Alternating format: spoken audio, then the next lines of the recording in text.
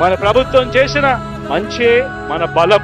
మన బలం కోవిడ్ సమయంలో కూడా, ఆదాయాలు తగ్గిన సమయంలో కూడా, ఖర్చులు పెరిగిన సమయంలో కూడా సాకులు చెప్పకుండా ఇచ్చిన మాటకు కట్టుబడి కష్టమైన నష్టమైన చిరునవ్వుతో ప్రజలకు మనం చేసిన మంచి మన బలం. మన రైతన్నలకు, మన అక్క చెల్లెమ్మలకు, మన అవ్వా తాతలకు, మన పిల్లలకు ఎప్పుడు జరగని విధంగా వాళ్ళ గురించి పట్టించుకొని వారి గురించి ఆలోచన చేసి క్రమం తప్పకుండా సమయానికి రావాల్సిన సహాయం అందించేట్టుగా అడుగులు వేసి మంచి చేయడం మన బలం. మన వ్యవసాయంలో తీసుకొచ్చిన మార్పులు మన బలం. మన విద్యా రంగంలో మనం తీసుకొచ్చిన మార్పులు మన బలం. మన ఆరోగ్య రంగంలో ఎప్పుడు చూడని విధంగా తీసుకొచ్చిన మార్పులు మన బలం. డీసెంట్రలైజేషన్ తో, పారదర్శకత పాలనతో, లంచాలు లేని వ్యవస్థ గ్రామ స్థాయిలోకి తీసుకొని రావడం మన బలం.